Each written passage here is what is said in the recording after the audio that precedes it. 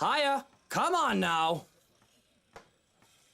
Okay, new journal entry. What's going on there? 21st. That's all from Isabella. Ah, here we go. Bright red new. Happy anniversary with a dying rose. Well, that's a good sign. During the open house, Hannah pressured the estate agents to sell her the mansion. The Wrights also met their interior designer. During the ride home, Hannah revealed that the mansion is her anniversary gift for Luke. Things seemed to be looking good until Hannah suddenly fell ill later that night. Yeah, and she had some ominous things to say as well. The place is bustling with movers, carrying furnishings here and there, along with several trunks of personal belongings taken from our penthouse. Luke watches them like a hawk, making sure nothing is handled carelessly or gets stolen. Careful now! I know your pictures are framed by cheap plastic, but those are framed by African Blackwood and are one-of-a-kind commissioned paintings. Damn. Each one is easily worth a lifetime of what you lot make. Luke, do the dishwashers go into the kitchen or the butler's pantry? Goodness. Pantry, Buttercup. Okay, that's what I would have guessed as well. Careful, that's Emma No, you there, put that down. You do not manhandle a Napoleon Abueva. Why do I like this guy? He's the worst. I can see the exasperation, and I have to send the foreman an apologetic glance. Even Johannes rolls his eyes as he goes by. Good old Johannes. Considering Luke is always like this during a project, Johannes and I have gotten used to it. Poor Marianne, on the other hand, looks a bit stressed at seeing the gigantic mess before quickly going back to work. Everything just has to be perfect, exactly the way he wants it. One little thing out of place, one little thing that didn't fit the image he clearly constructed in his head, and Luke gets bent out of shape. Sweetie, why don't we go and sort your suits upstairs? Does he just have multiple of the same suit, or...? Let your Hans and Marianne and the foreman deal with the rest of the work. We have this, Mrs. Wright. Yes, please do go before a blood vessel bursts. Bloodstains are so troublesome to clean. I don't like how you said that, Johannes, if I'm being honest. Taking him by the hand, I lead him upstairs into our bedroom. Whoa! And what a bedroom. Straight out of a Disney movie. Wow. This place has been arranged first so that we can get some rest, no matter what state the rest of the mansion is in. Good thinking. I am definitely glad I can just lie down on a soft, comfy bed after what has been a busy morning. Watching Luke act like his life depended on getting this move done is tiring all on its own. And to think I have a whole day of this ahead of me. I feel the bed dip beside me as Luke sits down with a sigh. Well, I can't wait for this to be over. I don't know. It's fun seeing you all fired up. Here at home and not at work, you know. You know I can't always be home, Hannah. I have a company to run, unless you've forgotten. I haven't forgotten. You're the one who insists on being there to make sure each and every little thing is under control. I just really miss you sometimes, and I wish you were at home more often. Aw.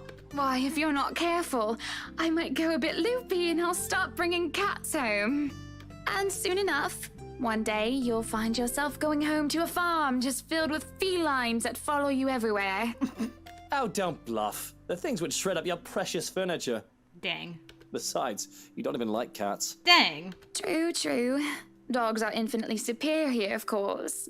But what about the wet dog smell? The mess? I'm not cleaning up after a mutt, no matter how cute.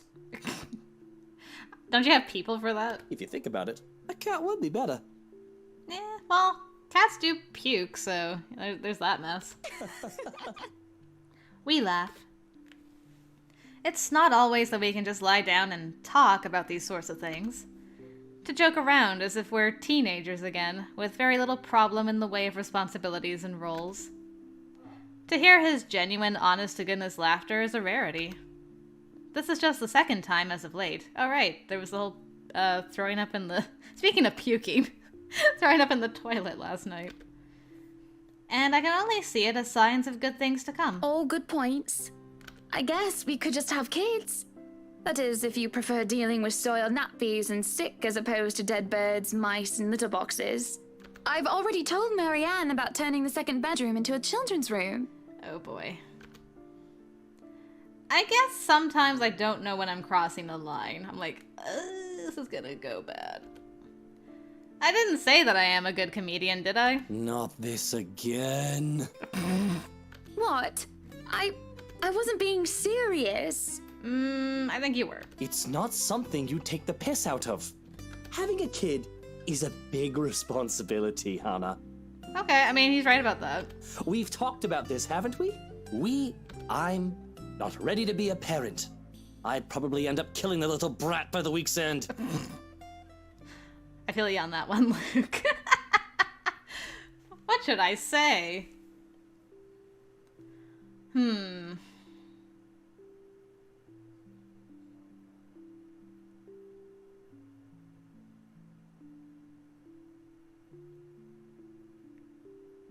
Well, if you apologize, then you're implying that what he says is true. But if you say you'll be a great father, you might give him some confidence. Oh, do you think she's pregnant already, guys? Because she threw up, and he didn't, so it wasn't something she ate. And I don't think she was stressed about the mansion, to say. And she's already planning a children's room. Do you think she's already pregnant? Oh boy. It's happening, Luke. It's happening. Kylie likes you well enough. Kylie? Okay, good. Reaffirmed. Give you a confidence boost. I think you're gonna be a dad soon. The mention of our little goddaughter places a conflicted look on his face. Oh, okay, so you are good with at least some kids. Sometimes it is cute when he denies having a soft spot for the little girl. But then, sometimes it's sad, and it makes me wonder what happened to make him think so poorly of himself in this regard. Yes, well, it's Kylie. It's Kylie. The tyke likes everybody and, on the off chance she doesn't, likes them well enough as long as they buy her sweets. And sure, that kid is great, but if I get tired of her, I can ship her back to her father at the end of the day. Having kids of our own will be a whole different monster entirely. That's true. I have never heard him talk about his father in anything but a business context. I recall Damien Wright. Kept hearing about him from my own father even before I met Luke. The business world praised him for running a tight ship, all until one mistake led to a great loss for the enterprise. It was then that news of Luke Wright, Prodigy's son and successor to the old man, started to show up, and he aided in its recovery and growth up until the Great Recession. I'm getting a bit off track. We were talking about kids. Thanks for the little segue into his backstory, though. Regardless, I have never heard him talk about his father like one would talk about family. Well, I mean, if his dad was that successful, he probably wasn't home all that much either. I think you'll be a great father. There is a smile, no matter how half-hearted it may be. I do really think that.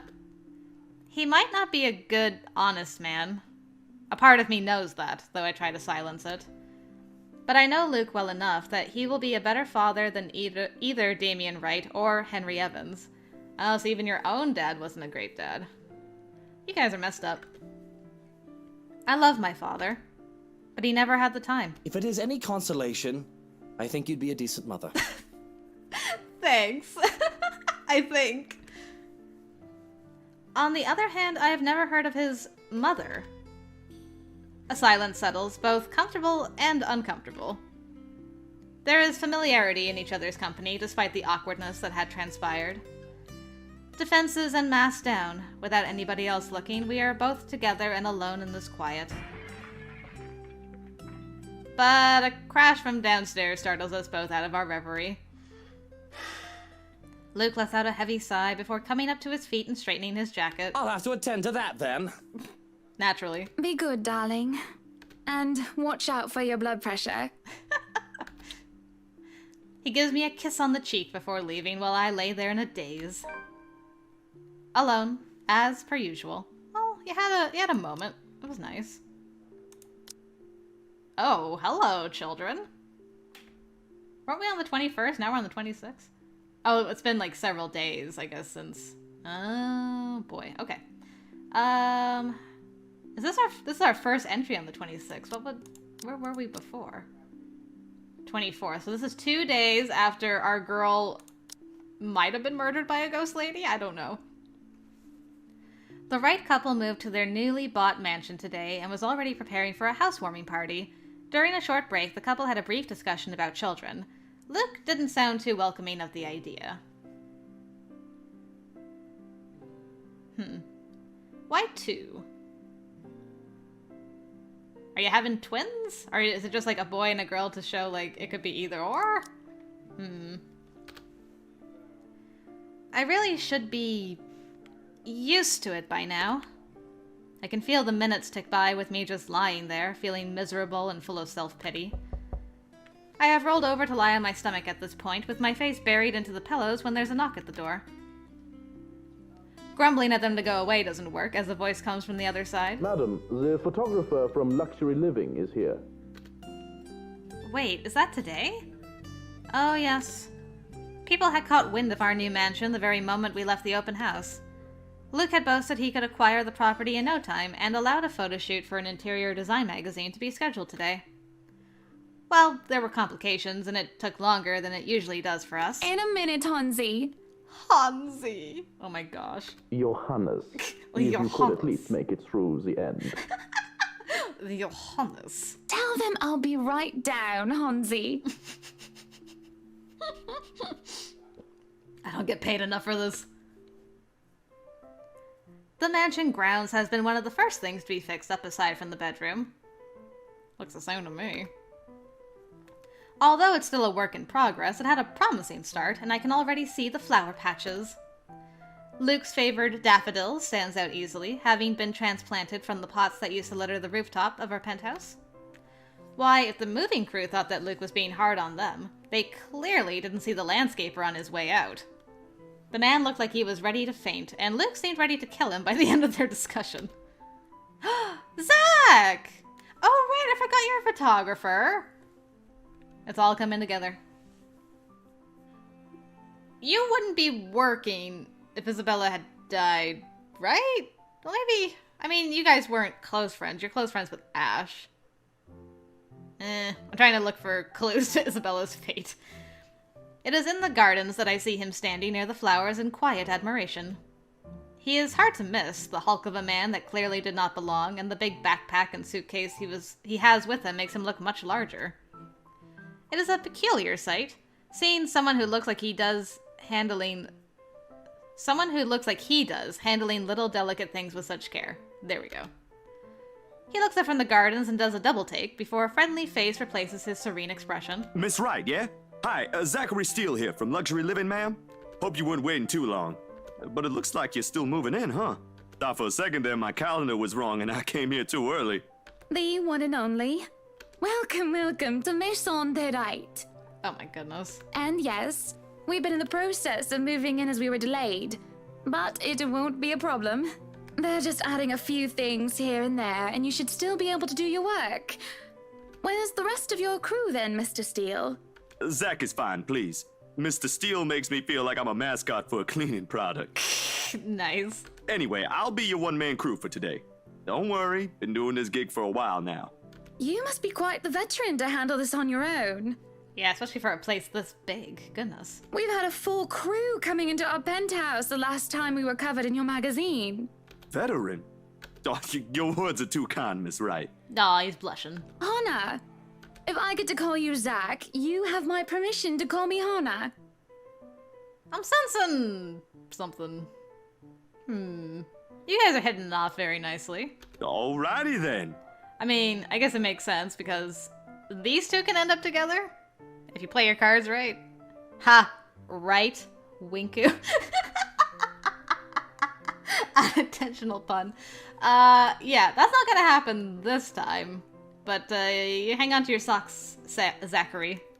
I'm gonna get you together with this girl at some point. Anyway, I'm no veteran, but I know my camera well enough to make sure this is a good shoot. You can trust me on that, Miss Hannah. Monsieur le photographe. Or photographe. I don't know. I don't speak French. That was the only thing that updated. Okay.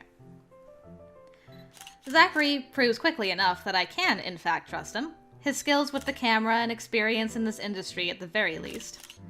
He is kind and courteous, listening and following as I lead him around the house. A really nice fellow, and he treats our household staff well whenever we cross paths with them. Kind of the opposite of my husband in every way, shape, and form. I answer his questions to the best of my ability, and he is patient enough to answer mine whenever I get curious enough. For one, I ask what the bags are for. They are quite the magician's toolkit. From inside, he had procured several items to embellish the interior with. Bowls of fruits, lemons, trays with peppermills, stacks of cookbooks, cutting boards, and glass canisters filled with colorful nuts and grains are brought in for a kitchen setting. For the bathroom, there are white towels, seashells, and decorative soaps. There are other things as well, too numerous to count, all in that large backpack and suitcase. Tricks of the trade. Softens up a room, makes a place feel more homey, and fills it up with texture. But you guys probably have better stuff I can use for this. No lights. Don't tell me all of these are just props. Well, I've got my tripod here. For things like these, natural light is best. I'll just have to set the shutter speed to a real slow setting, and as long as nobody steps into the shot, it'll look great. Like a ghost lady. Oh, it better. We go through the rooms, one at a time, although we first tackle the ones that the movers have no business in anymore. Wow! What a ballroom. The ballroom needs little preparation with its grand design. Although, there is some trouble at first with the wide open space and the pictures being backlit. It is in the kitchen that Zachary's props come in handy. Considering how Johannes kept the place so neat and sterile, one can practically eat off the floor. We carry on, touring the house and taking pictures where we can, with exception to the rooms which have yet to gain any purpose or design. Too bad I can't take a sneak peek at his photos yet. Funnily enough, he is using a traditional camera. I didn't even know film still existed. Oh boy. With the way he speaks, however, I can see that he knows enough about his craft that I'm not too worried about botched photographs. I imagine photography must be cathartic for him, judging by how at ease he looks while taking pictures. There are small snippets of conversation in between the clicking of the camera. He even goes far as to talk about these terminologies like shutter speeds and aperture when I ask about the technical aspects. I can't quite see the picture as it is made, much like when I watch artists paint on their canvas. But just watching someone passionately practicing their craft such as this is exciting in its own way. Going through the many rooms has been quite the exercise for the both of us. Aww.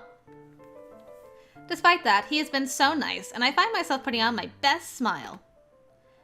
But it is as we're taking pictures in the foyer that everything comes to a standstill for a moment. Just a moment. And had I not been paying attention, I wouldn't have even noticed. It is merely a split second when Zachary's rhythm is put to a halt. Ghost lady? Oh, that's unfortunate! Oh wow, the sweat going down his face already. His finger doesn't move to release the shutter. Do you feel that? Hana? Do you feel that? Yet, he also doesn't pull the camera away from his face, gaze still firmly fixed through the viewfinder.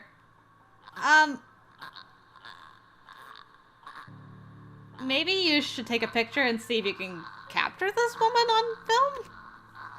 His hands shake and there is a light sheen of sweat on his forehead. Zachary? No response. Okay, so you don't feel that. Zach, is something the matter? Lowering his camera, he blinks and stares at something behind me before shaking his head. She moved. Turning around, though, I see nothing that could have gotten his attention. Oh, no, there's nothing wrong. I just remembered something I saw. Let's get back to the pictures. Can you move a bit more to the left, yeah? I struggled to respond this time. There's a sudden weight on my back and an indescribable tightness around my throat, so you do feel that. Everything stops. And everything starts again as I manage to choke out. If you're sure. I don't know what just happened. It was probably just a dizzy spell. I'm fine. And he said he's fine. This is fine. We continue at the same pace as before, although there is an unspoken agreement that we will not talk about what happened.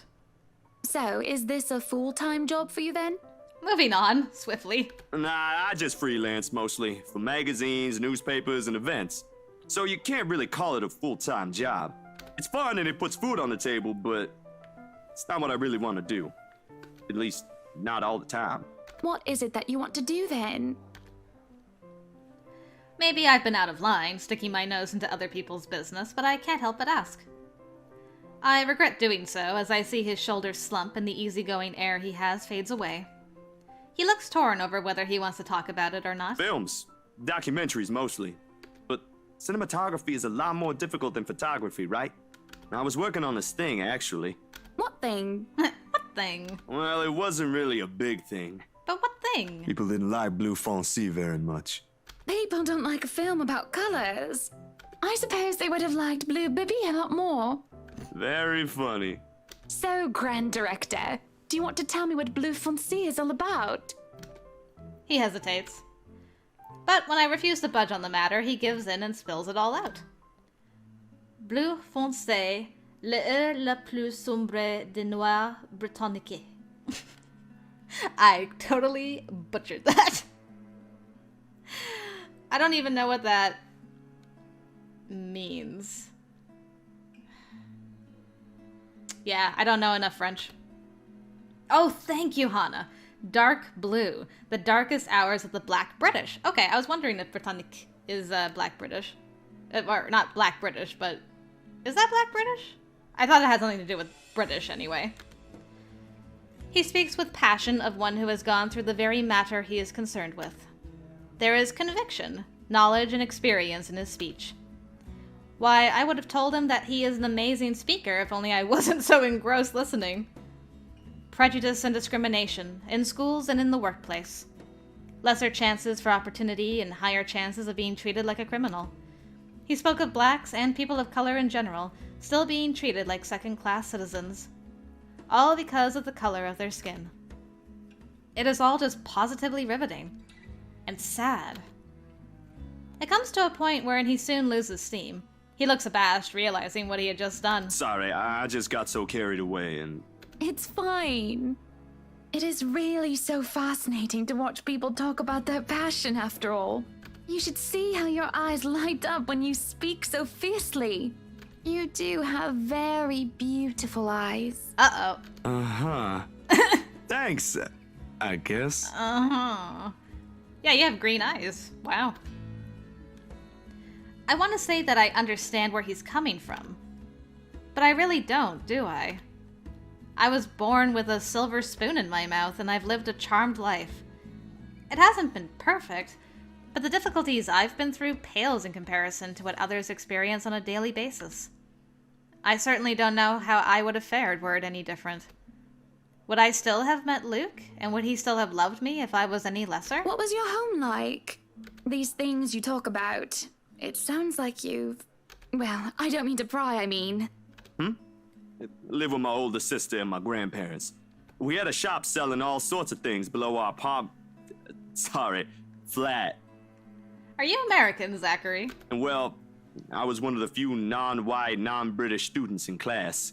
Interesting. I didn't get pushed around or anything straight up. Even then, I was one of the biggest kids around, but a pencil and notebook would go missing, you know? Oh, that I knew. Children can be so cruel at times. Of course, it may be a slightly different story when you have personal guards and the stolen item is not a pencil, but an expensive heirloom. So what about you? How you liking your new house? It's pretty impressive. It's nice, I suppose. You suppose? Not big enough? What? No, oh, don't be a bully. Huh. It's just that...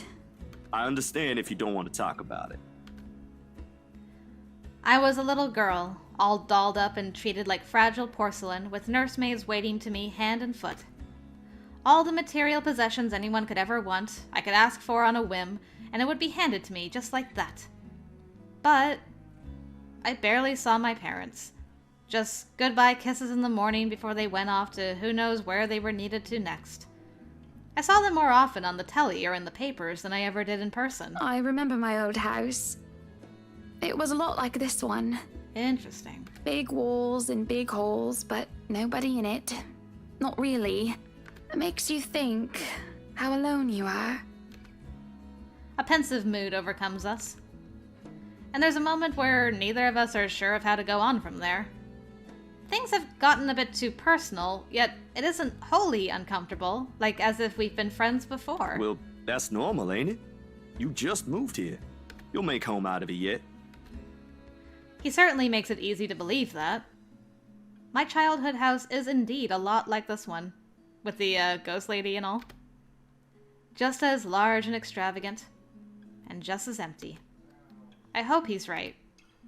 So, Monsieur le Photographe, you've covered the one and only Ermengarde mansion. There you go, le photographe. What's next on the agenda? The interview? Boring.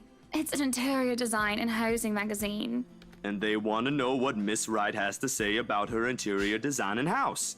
Nice. Honor Wright thinks she bought a magnificent house that she can certainly brag about. Blah, blah. Boring. You know what they should print more of? I watched an interesting documentary the other day. Bleu Foncé, The Darkest Hours of the Black British.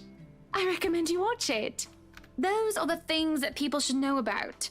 What do they care if I use a purple or green bowl of fruit in my kitchen? Well, you just summed up society. People, right? Oui. People are shite. What a line. What do you think?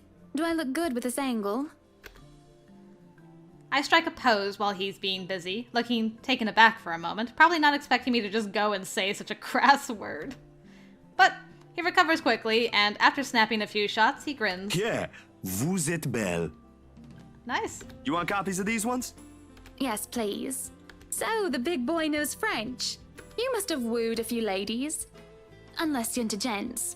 Either way, French is, after all, the language of romance.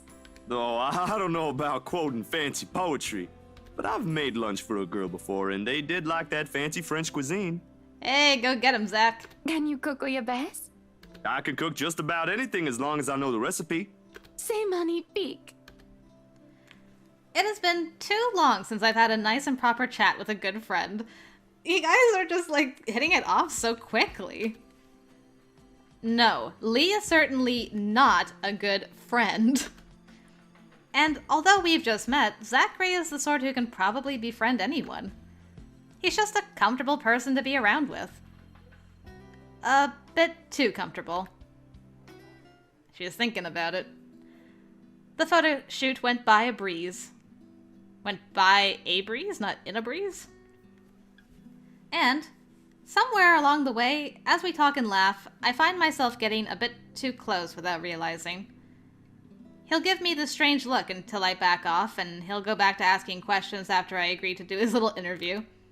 And it's just odd. Well, no. Me being friendly isn't that odd. That is how I am. Zachary is the one that's being odd. Why, anyone else would absolutely welcome the extra attention I give them. He, on the other hand, looks almost flustered about it. He should be used to different personalities by now, having to deal with various people when he works. And if not, he needs to start. Perhaps nobody has shown him attention of this kind, but he's a big boy. He should be able to handle me. Oh boy. All it is a friendly touch here. A pretty smile there, and gentle swaying of the hips as I move around.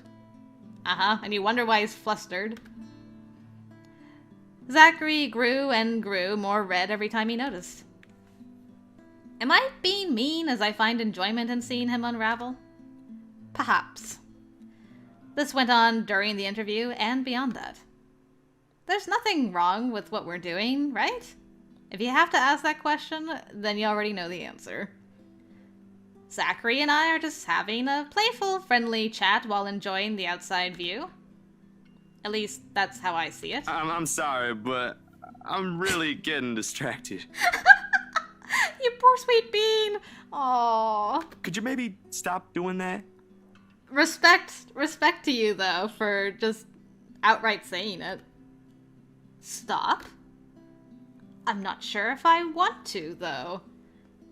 He's uncomfortable. Stop it. I'll stop if it makes you uncomfortable, sweetie. Good. Sheesh, girl, like, take a chill pill, my goodness. Sorry. No, I should be the one apologizing. Why, you're a shy one, aren't you, big guy? It's not that, but... Yeah. Man, Zachary is a decent fellow. He gestures to the ring on my finger and lets the fact of the matter hang heavily between us. Being told implicitly that I am too forward is not a common occurrence. I think I'm more stunned at the fact that he pointed it out rather than, well, being rejected. Not that anything is going to happen between us in the first place. It was just going to be some harmless flirting. Right? So, you've never had a girlfriend? No. No. No boyfriend either. You know, just in case you were gonna ask for that one next. Nice. And you haven't even had your first kiss? Not a one, ma'am. Do you want to have your first kiss today? Girl, stop. I can't help it. I really, really can't, and I am going to apologize lots later. Surely, by the catty smile on my face, it is obvious that I'm just pulling his leg. Girl. The laugh I failed to contain certainly gives it away if it still isn't obvious. But still, he lights up in embarrassment, stammering and sputtering objections. You're married, and this will be extremely unprofessional. You're too good for this world. I never said I would kiss you, silly.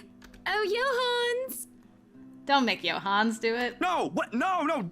Don't call your butler. She's Hannah. That would be for the better. I don't think his husband would appreciate it if I made him kiss another man. Yeah, probably not. I do not think you can hear us from here either. But it is hard to think you're not taken, Zachary. Why, whoever becomes your girlfriend will be so lucky to have you. You can cook and take wonderful photographs. And you're a more than decent bloke. Wonderful meals and wonderful memories. I can play guitar too. Dang. You can? Oh my. Wonderful serenades as well then. You're a whole package.